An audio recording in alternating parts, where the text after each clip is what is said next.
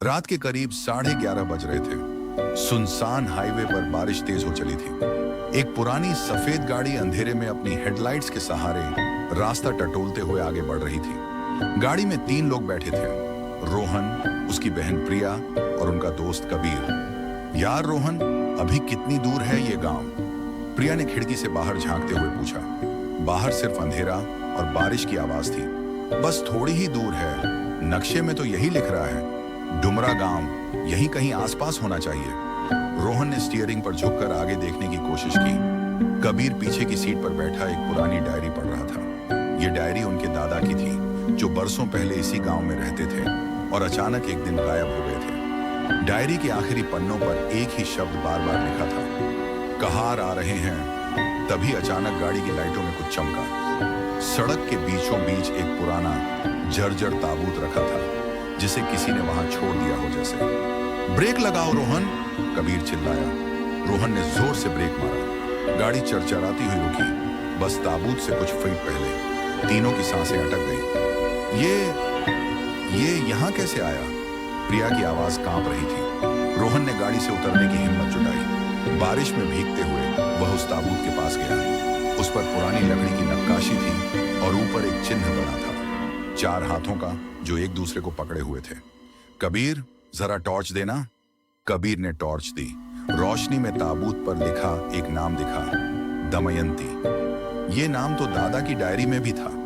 कबीर बाहर निकल आया। अचानक हवा तेज हो गई। पेड़ों की डालियां जोर जोर से हिलने लगी और दूर कहीं से घंटियों जैसी आवाजें सुनाई दी, धीमी, लयबद्ध, जैसे कोई चल रहा हो। वो आवाज कैसी है? प्रिया ने गाड़ी की खिड़की से सिर निकाला। रोहन को कुछ अजीब महसूस हुआ। उसने पीछे मुड़कर देखा। सड़क के दोनों ओर के जंगल से 4 परछाइयां धीरे धीरे उभर रही थी।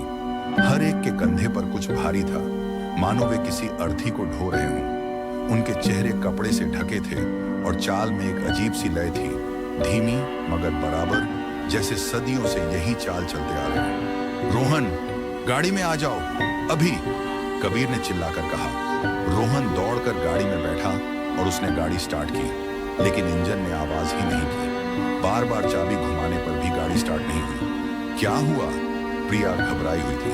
पता नहीं, स्टार्ट ही नहीं हो रही। तभी उन 4 परछाइयों में से एक ने अपना चेहरा उनकी तरफ घुमाया। उसकी आंखें नहीं थी, बस 2 गहरे काले गड्ढे थे, जिनमें से हल्की सी नीली रोशनी झलक रही थी। भागो!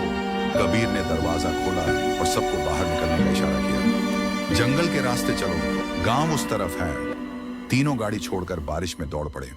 पीछे से वही घंटियों की आवाज और धीमी भारी छाप की आहट उनका पीछा कर रही थी, न तेज न धीमी, बस लगातार। भाग दो। डुमरा गांव काफी देर भागने के बाद तीनों एक गांव की सीमा पर पहुंचे। गांव के मुहाने पर एक बूढ़ा आदमी लालटेन लिए बैठा था, जैसे किसी का इंतजार कर रहा हो। अंदर आ जाओ, जल्दी, बाहर मत रुको, बूढ़े ने आवाज लगाई। तीनों हांफते हुए गांव के अंदर पहुंचे। बूढ़े ने फौरन गांव के मुख्य द्वार पर बंधी घंटी बजाई और कुछ ही देर में कई घरों की बत्तियां जल उठी। तुम लोग कौन हो? इतनी रात को यहाँ क्या कर रहे हो? बूढ़े ने पूछा।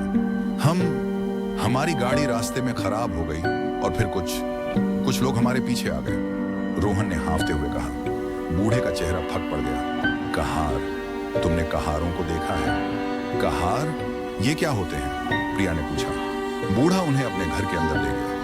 घर के भीतर दीवारों पर कई ताबीज और पुराने चित्र टंगे थे। बैठो, मैं तुम्हें सब बताता हूँ। मेरा नाम बलदेव है और मैं इस गांव का सबसे बूढ़ा आदमी हूँ। यह कहानी करीब 100 साल पुरानी है। बलदेव ने चाय बनाई और आग के पास बैठकर कहानी शुरू की। बहुत साल पहले इस गांव के पास एक हवेली हुआ करती थी, दमयंती हवेली। वहां एक जमींदार रहता था, ठाकुर विक्रम सिंह।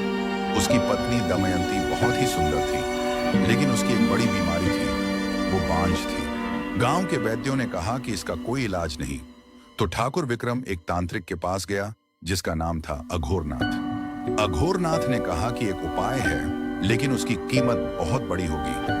उसने बताया कि अगर 4 निर्दोष लोगों की बलि दी जाए और उनका खून हवेली की जमीन में गाड़ा जाए, तो दमयंती के गर्भ में एक बच्चा आ जाएगा, मगर वो बच्चा इंसान नहीं होगा।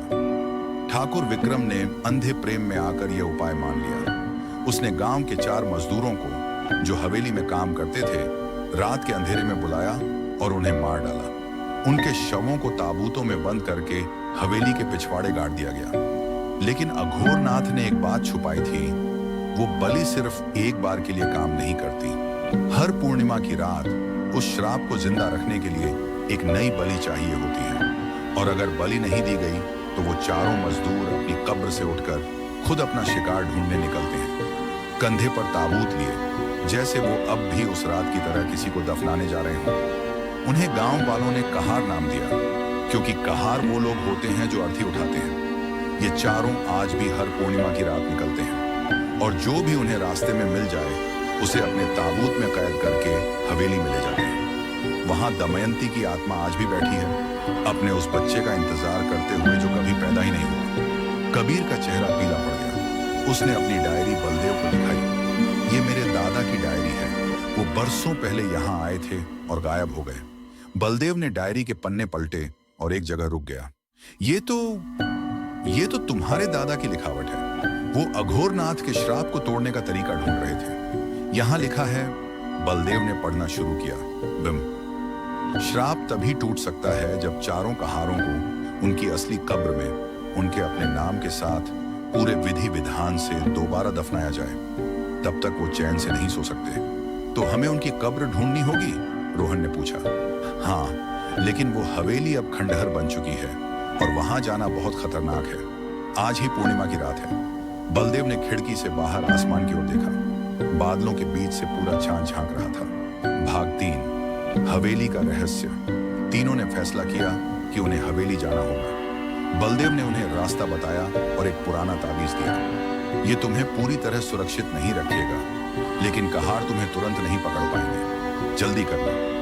रास्ते में घना जंगल था और चांदनी में हवेली का खंडहर किसी विशाल परछाई की तरह दिखाई दे रहा था। जैसे ही वे हवेली के करीब पहुंचे, वही घंटियों की आवाज फिर सुनाई दी, इस बार बहुत करीब से।